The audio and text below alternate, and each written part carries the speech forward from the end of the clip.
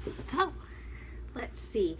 We've already done a Let's Read accession, which, video, which I'm about to get to a point where I can start yakking about it. When I get to page 200, I'll do another video of this. However, today, I'm going to do another obscenely, honestly, this is just an obscenely long book. Words of Radiance by Sanderson. Let's read that. I have been working on Words of Radiance a lot longer.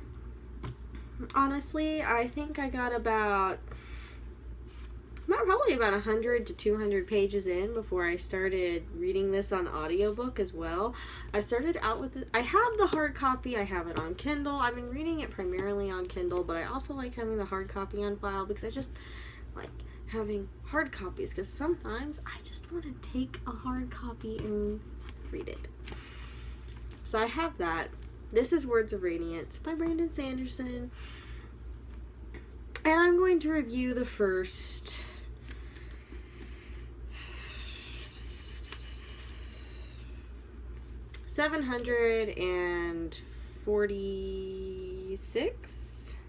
45 pages. 745 pages. So at this point in time, basically every single important character that we knew in the first book, except for one, has met. Everybody's met. Everybody's seen each other. Everybody's fought each other in one way or another, and now we're getting to the point where things are going to happen and everything's going to be awesome, and you know, like we're getting to the point where in a second, that should happen in a second book, where like the characters are training. The characters are finding themselves. The characters are trying to learn how to deal with being them. Now, what Words of Radiance doesn't do, that many second books do, is fall off on this, fail in this, if you will. I remember that had been the issue with the Inheritance Cycle books. Eldest did this, where it got to a point where it just fell off and got boring. And the only interesting thing about Eldest wasn't Aragon's training, but the interesting part about it had been Roran, Aragon's cousin slash brother slash, you know, all the other stuff. All the slashes that you can think of. That was the interesting part of Eldest. And it made for a very good book, because, or more like, it wasn't really a very good book so much as it redeemed the book. And I feel like you know, it didn't pick up until Brisingar. Words of Radiance has, because, I mean, it's such a long book.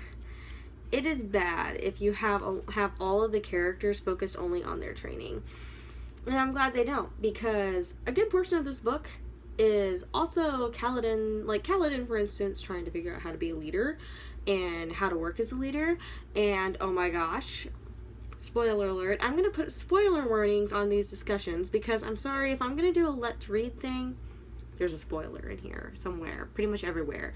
Anyway, one of Kaladin's men is trying to kill the king. Now, don't get me wrong, I think at this point in time, even before we found, even like a couple hundred pages before, when we didn't know who in the war camps was trying to kill the king, we knew the king just wasn't somebody we particularly liked. He was not a good king. Dalinar knew this. Navani knows this. Navani loves, the king is her son, but even she knows he's a moron. Yasna knew this. Shallan figured it out very quickly.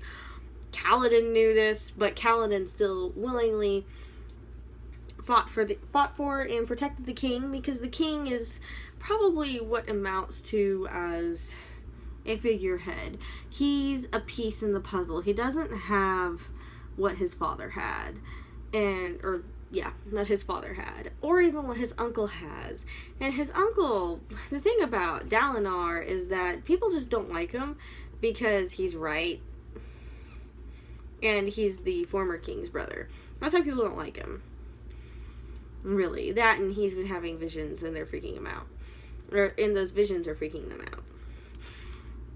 Now that's the biggest issue. Everybody is convinced Dalinar is crazy, but he's not. One of the things that I liked about I'm liking about this book right now so far is just how Kaladin's getting to the point, because he's a dark-eyed young man. He has dark eyes. There's a divide between the society. It's dark eyes and light eyes. Instead of skin color, it's just dark eyes and light eyes. And skin color in on itself isn't particularly what worries everybody. It's the eyes. And Kaladin has dark eyes. And for the longest time, anybody with light eyes has pretty much screwed him over. They have. And it's kind of sad how they do it too, because they have actually hurt him. They have gone so far as to physically hurt him. And that's just how it is. And so he has to learn, he has basically been exposed to the lowest of the low. The Kremlings, if you will. If you read the books, you'll figure out what that means very quickly.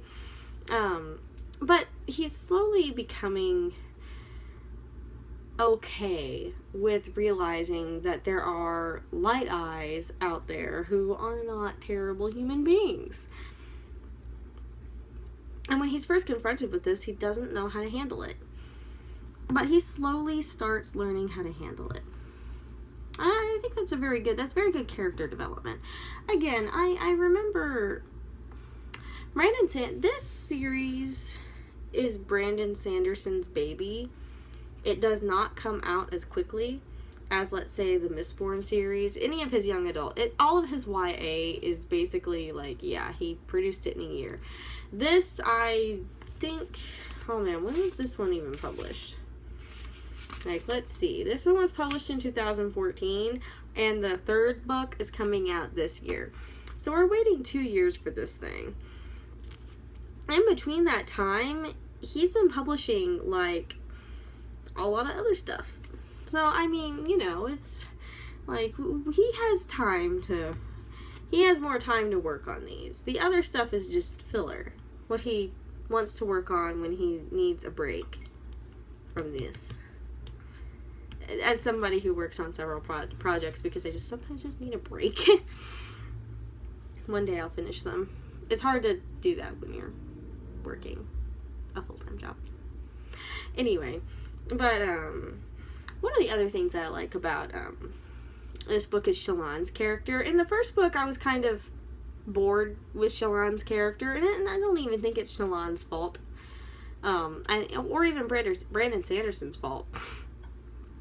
Shallan just wasn't interesting at that point in time, because she just couldn't be interesting.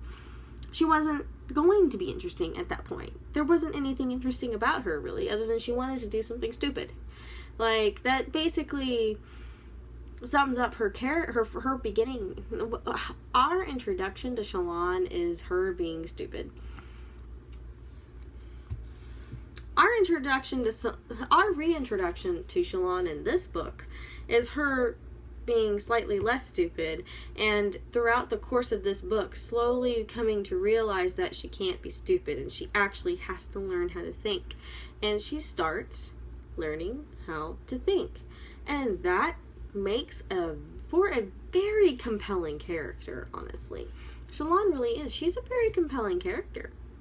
She is. She really is. And watching her interact with everybody and hilarious, and make a relatively sound political connection too. I think that's my favorite one with her, is she actually made a sound political connection without meaning to.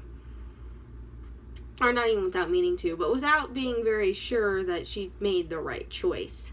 And that's exciting, really, because that means she's learned something from all her time with Yasna, and Yasna's a forbidding character, or a foreboding character, if you will. She's a very interesting character, and spoiler alert, she dies, maybe, in this book, and it's basically like, I mean, at this point in time, don't get me wrong, I read ahead. I didn't read ahead. I mostly hang out on the internet, and I've watched reviews, hung out on the internet. I know she's not dead. I know this. But as far as we know, at this point in time, she's dead. And really, like, you know, if you, like, at this point in time, you don't know. And so, the way she died was very abrupt.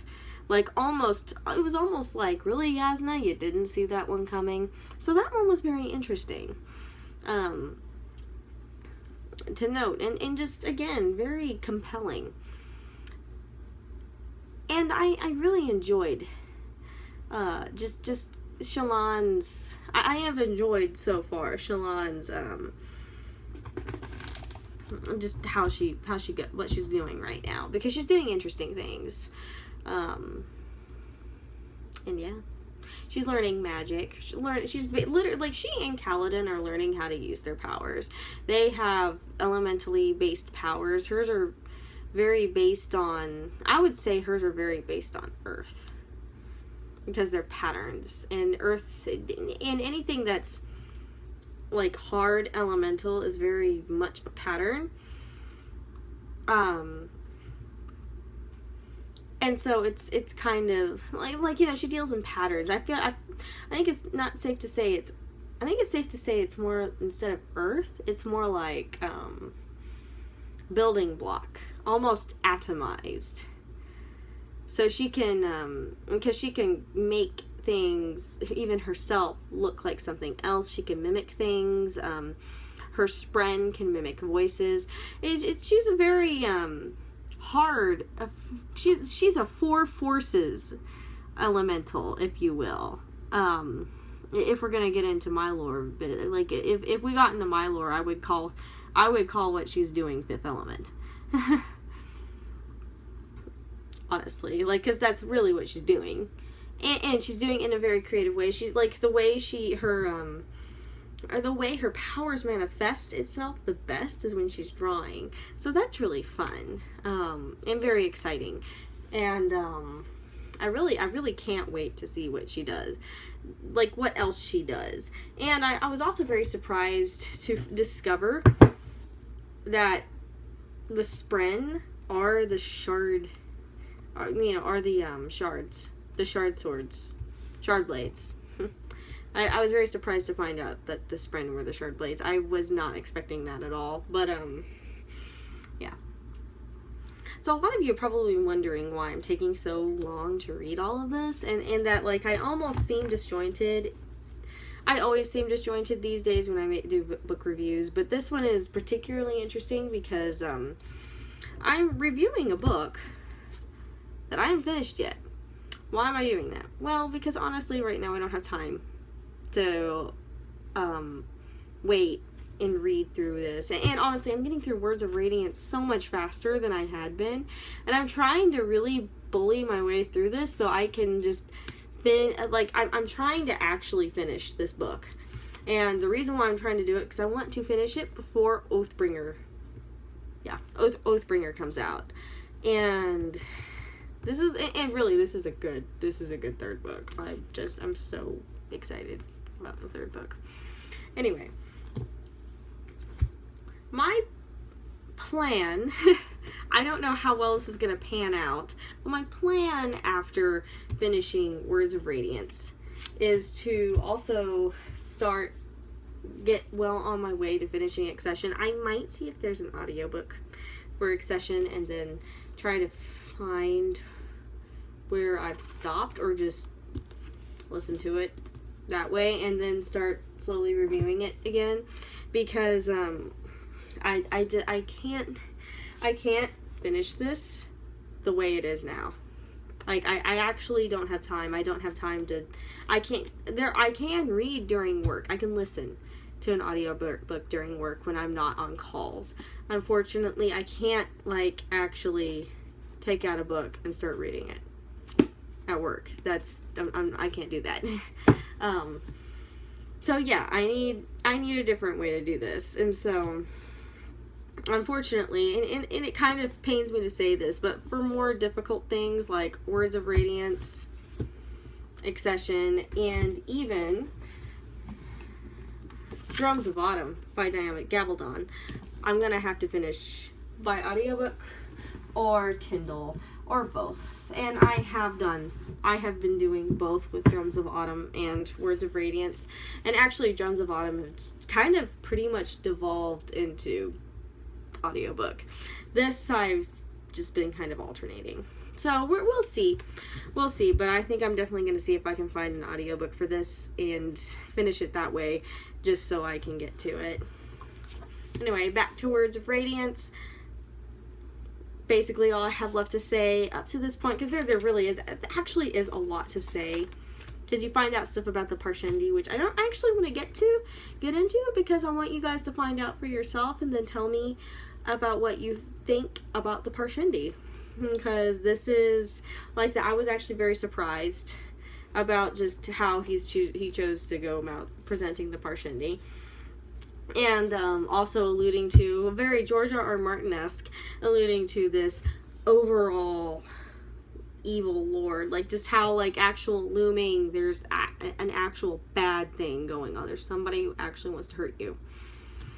And anyway, so yeah, as far, like, basically at this point, it's definitely I think I'm gonna say 5 out of 5 stars at this point. We'll see when we actually get to the end, but I'm going for 5 out of 5 stars, and I've gotten to the point where I don't grant second books in series 5 out of 5 stars. I really don't, because they fall into second book syndrome, but this one has not done that, and I'm very excited about that. So anyway, comment below, tell me what you think about where I am so far in this book. And tell me what you think about Kaladin, because I have to say, I have a crush on Kaladin. Well, I have a little fangirl crush on Kaladin, I can't help it. I really can't help it.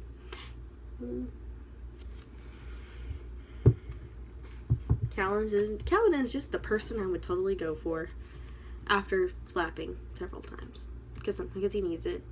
But yeah, you know, he's awesome too. And Dalinar is just fun. Dalinar is just like, you know, he and I could have beer. Actually, wouldn't have beer, but we'd do something. Wine, maybe. I don't know. I don't know what he'd do. I might convince him to have wine. Listen to him talk about stuff. Talk philosophy with him. That'd be fun. More like teach him philosophy, but that would still be fun. Anyway, so this is my next video. I did a review on Dreamer's Pool by Juliet Marillier. So go check that one out too. Don't just watch my Brandon Sanderson. Don't just watch my hard fantasy book reviews. Don't just do that. Watch the other stuff too. Because Dreamer's Pool was actually very good. I was very surprised. I was pleasantly surprised about Dreamer's Pool. I wasn't pleasantly surprised by Brandon Sanderson. I was expecting great things from Brandon Sanderson, but it exceeded my expectations. Or it is exceeding my expectations. With the other one, it exceeded my expectations exponentially, because I had low standards at that point. Anyway, have a nice night, y'all.